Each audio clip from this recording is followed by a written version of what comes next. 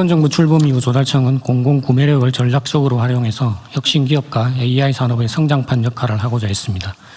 우선 정부가 위험을 안고 혁신적인 제품의 첫 구매자가 되는 혁신 조달을 강화했습니다. 혁신 제품 지정은 24%, 공공구매는 11% 늘었으며 특히 AI 로봇과 같은 첨단 전략 산업 분야에 집중을 해서 관련 제품의 지정이 44% 증가했습니다. 또한 동남아 등 글로벌 사우스 중심의 해외 실증 사업을 펼쳐 실증 국가는 3배, 실증 제품은 4배 증가했으며 주변국의 6배 이상의 규모로 후속 수출에 성공하는 등의 성공 사례들이 나오고 있습니다. 다음으로 AI 산업 육성을 지원하기 위해 조달 시장을 개선했습니다. 지난 1년간 AI 우수 혁신 제품 신규 지정은 90% 증가했고 AI 소프트웨어와 서비스 계약도 크게 증가했습니다. 특히 AI 기업들이 조달 시장에 쉽게 진출할 수 있도록 납품 실적 면제, 입찰 가점, 계약 절차 간소화 등 진입부터 계약까지 전방위 지원을 강화했습니다. 이와 함께 공공조달 AX 로드맵을 수립하고 조달 공무원의 가장 기본적인 업무인 물품 예정 가격 작성과 공사 원가 계산을 포함해서 20개 이상의 단위 업무에 AI 에이전트 구축을 추진하고 있으며 조달청 외에 자체 발주 기관들도 이를 활용할 수 있도록 해나갈 계획입니다. 다음 페이지입니다. 공공조달의 체질을 바꾸는 조달개혁도 차질 없이 추진하고 있습니다. 지방정부의 선택권을 넓히는 자율화 시범사업을 올해부터 경기와 전북을 대상으로 실시하고 있습니다. 특히 지방정부 간 계약물품 교차 구매가 가능하도록 단가계약 가이드라인 제공, 지방정부의 전용몰 구축 등의 기반 구축도 꼼꼼하게 추진하고 있습니다. 동시에 자율화의 부작용을 최소화하기 위해 자체 발주 2만 8천여 건을 모니터링해서 그중 1,200여 건에 대해 시정 요구한 바 있습니다.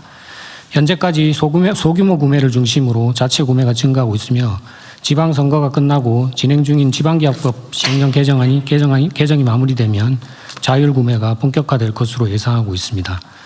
아울러 지방주도 균형 성장을 뒷받침하기 위해 입찰 가점, 동일 조건 시 지방제품 우선 구매, 경쟁 없이 구매할 수 있는 범위 확대 등을 통해서 특히 비수도권으로 공장을 이전한 기업, 또 인구 감소 지역 소재 기업 등이 큰 혜택을 볼 수 있도록 지원 방안을 만들어서 발표한 바 있습니다. 마지막으로 공공조달의 원칙, 기본, 신뢰를 확립하고 있습니다. 이른바 페이퍼 컴퍼니를 뿌리 뽑기 위해 건설공사 낙찰 예정자 전수 현장 조사를 추진하고 있습니다. 올해 시범조사를 통해 부적격 업체 20%를 낙찰해서 제외시켰고 입찰자가 약 30% 감소하는 등 시장 정화 효과를 간접적으로 확인하기도 했습니다. 행안부 기획처의 협조로 조사 전담팀과 인력을 확보한 만큼 하반기에는 더욱 엄정하게 조사하도록 하겠습니다. 물품 구매 분야에서는 입찰 보증금, 입찰 수수료, 심사 포기자에 대한 과징금 부과 등 경제적 부담을 지우는 방식을 중점 추진하고 있습니다. 이와 함께 중대재해를 일으킨 기업은 공공조달 시장에서 낙찰받기 어렵도록 감점을 신설하고 또 감점을 상쇄할 수 없도록 개선하는 등 임낙찰 제도를 개선했습니다. 앞으로도 공공조달의 개혁을 완수하고 국민과 기업이 성과와 변화를 체감할 수 있도록 보다 적극적이고 창의적으로 현장 문제를 해결하는 데 최선을 다하겠습니다. 이상 보고를 마치겠습니다. 네. 어제는 많이 개선된 것 같아요. 지금 이제 보통 이제 조달청이 하는 일이 구매, 공사, 용역? 예.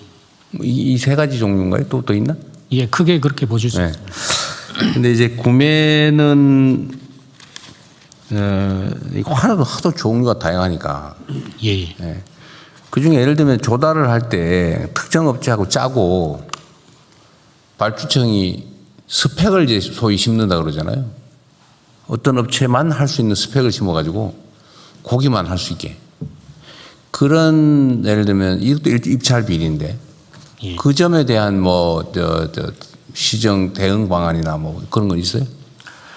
그게 이제 저희가 지금 하고 있는 자체 발주 부분에 대한 모니터링인데요. 현재는 그 입찰 참가 자격이라든지 또 경쟁성 제한 이런 부분들을 좀 중점적으로 보고 있고 저희가 해당 분야에서 지금 AI 시스템을 지금 구축을 추진하고 있는데 그런 부분을 좀 잘 활용하면 네. 규격이나 이런 부분을 좀 비교 평가를 해서 그렇죠. 또 사람에 나갈 수 있지 않을까 생각합니다. 사람은 어쨌든 인연이나 매수나 유혹이나 억압이나 이런 것들 때문에 의사결정이 왜곡될 수 있는데 인공지능은 그러진 않겠죠. 일단 1차 검수를 한번 해보는 것도 방법이긴 할 것 같고요. 그다음에 예를 들면 지방 정부들이 또는 지방 정부나 뭐 공기관들, 공공기관, 공기업 이런 데가 하는 걸 감시를 한다 그렇게 말씀하신 것 같은데 예. 조달청 자체는 그런 위험이 없습니까? 저희가 뭐 그런 부분이 없다고 말씀드릴 수는 없을 것 같습니다. 신경을 좀 써야 될 것 같아요. 예, 저희 내부적으로도 감사 감찰 기능 등을 활용해서 좀 철저히 좀 하시도록 하고요. 그렇게 하겠습니다. 어쨌든 일선에서 그런 지적들이 많단 말이에요. 그다음에 기존 업자들하고 짜고 신규 업자가 못 들어가게 틀어막는다. 예, 예. 기법은 아주 다양하다. 온갖 방법이 다 있더라고 보니까. 그런 점들을 좀 현장 의견을 많이 들어가지고 네네. 시정을 좀 잘 해주세요. 네, 그렇게 하겠습니다. 정부가 주요 수요자인데 이런 식으로 시장 왜곡을 하면 안 되겠죠. 그리고 전에 내가 기억이 날 듯 말 듯한데 이 공사 원가 계산할 때 예. 표준품 셈으로 할 거냐 무슨 뭐라더라 기존에 있던 거 통계내가지고 하는 걸 뭐라 그래요? 실적 공사비라고. 실적 공사비야. 그거냐 가지고 내가 시장할 땐가 도지사 할 땐가 정부하고 하면 다툰 일이 있는데 예. 지금은 어떻게 운영되고 있어요? 여전히 표준품 셈으로 하고 있죠. 표준품 셈을 일부 활용하고 실적 공사비라든지 또 뭐 시장 시공 단가 이런 부분들을 종합적으로 좀 활용을 하고 있습니다. 그리고 그 검증 과정도 좀 강화를 했고요. 그게 논리가 좀 묘하던데 건설사들을 살리기 위해서는 표준품 셈으로 해서 비싸게 줘야 된다 이런 주장을 하더라고요. 그 이상하잖아요. 아니 시장 경제 원리에 따라서 실제 시장에서 통용되는 가격으로 하면 되지. 네, 적정한 논리는 아닌 것 같습니다. 네, 그때 어쨌든 그 논쟁 때문에 제가 한참 싸웠었는데, 그것도 한번 점검해 보시고요. 네, 그렇게 하겠습니다. 그 다음에 입찰 그 페이퍼 컴퍼니들 만들어가지고 입찰하는 거 있잖아요. 예, 예. 여기 30% 줄었다고 하네. 예. 이게 30%도 더 될 것 같긴 한데 지금은 전수조사를 하고 있어요? 낙찰된 경우에? 예, 지금 그 5월 달까지는 저희가 아직 인력 확보가 안 돼가지고 시범 조사를 했고요. 그래서 이번에 그 전담 부서하고 인력이 확보가 돼서 7월 달부터 본격적으로 전수조사, 낙찰 예정자 전수조사를 할 계획입니다. 그러면 페이퍼 컴퍼니로 장난해서 입찰을 해서 낙찰이 된 게 밝혀지면 어떤 제재가 있어요? 그거는 일단은 그 계약을 그대로 진행할 것인가 여부는 판단을 해서 저게 문제가 있다고 아니, 생각하면 페이퍼 컴퍼니라고 하면 당연히 그건 박탈이죠. 예, 예. 박탈 외에 추가의 제재가 뭐냐 이 말이에요. 추가 제재는 이제 뭐 영업 정지 쪽으로 연결이 될 수도 있고요. 등록 기준을 미달했 어차피 뭐 종이 회사인데 뭐 영업 정지 하나만 하지 그 뭐 영업 안 하고 있는데. 네. 그 말고는 또 뭐 있어요? 뭐 부정당업자 제재 사유에 해당되기 되면 이제 뭐 벌점 부정당업자 주고 제재 또는 뭐 그 제재를 가름하는 과징금 이런 처분이 가능합니다. 과징금? 과징금은 뭐 얼마나 있어요? 지금 과징금이 두 가지가 있는데요. 그 경미한 위반 같은 경우는 계약 금액의 10%, 그다음에 이제 그 실질적인 경쟁이 안 되는 상황이 됐을 때. 근데 그 계약 금액의 페이퍼 30%. 컴퍼니라고 하면 과징금도 의미가 없는 게 안 내고 회사 문 닫아버리면 그만이거든요. 회사 뭐 어차피 자꾸 뚝딱뚝딱 만들 건데 한 40만 원만 주면 만들잖아요. 실제 과징금을 부과해도 그 집행 가능성이 좀 떨어지는 그렇죠. 문제가 있습니다. 그래서 해결책이 뭐냐면 입찰 보증금을 받는 거예요. 예. 입찰 보증금을 어차피 낙찰되면은 입찰 보증금으로 계약금 대체할 거 아닙니까? 예. 그리고 그 입찰 보증금도 못 낼 회사가 정상은 아니죠. 자기가 계약되면 잠깐 예치하는 거니까. 예치된 사람만 하고 만약에 그 페이퍼 컴퍼니다 그러면 몰수한다고 하면 그러면 페이퍼 컴퍼니 다 사라질 거예요. 다만 이제 왜 입찰 보증금을 내야 되느냐 정상적인 회사가 뭐 그런 게 있을 수 있는데 그거야 뭐 입찰 보증금 규모를 정할 수도 있겠고요. 어쨌든 그래야 실제 제재가 되겠죠. 예. 계약금의 한 5%를 내게 한다든지.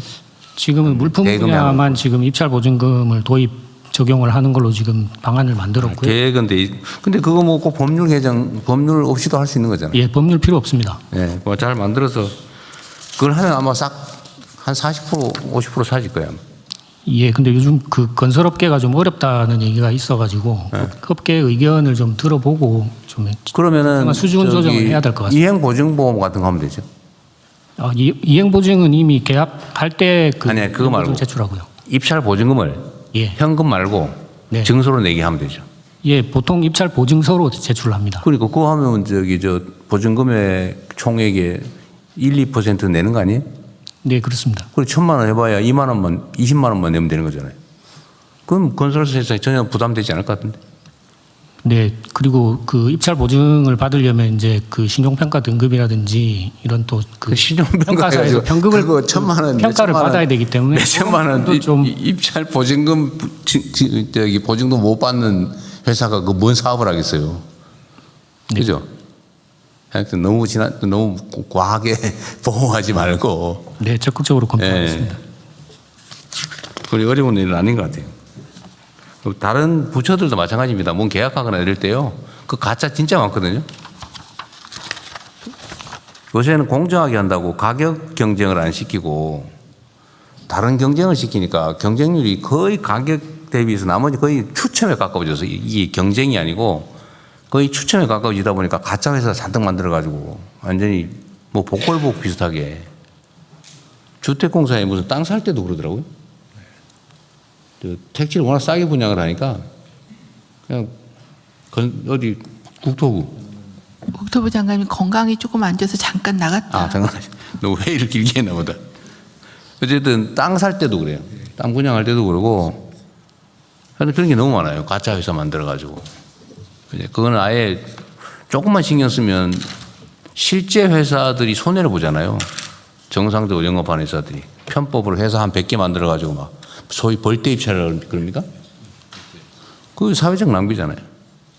이 범법을 하는 사람들이 돈을 벌고 선량한 사람들은 피해를 보고 이런 거 각 사회 부문에 있는데 특히 공공 영역에서는 그거 불가능하게 만드세요. 각 부처들에서 뭔가 계약을 하거나 이럴 때. 제재 방법 조금만 생각해 보면 다 나오죠. 보증금 내기하고 다 조사하고 가짜 페이퍼 컴퍼니면 몰수해 버리고 그거 한다고 하고 정확하게 하기만 하면 싹 사라져요. 안 하니까 생기는 거죠. 네, 우주항공청 하시죠. 우주항공 정착 보고 드리겠습니다.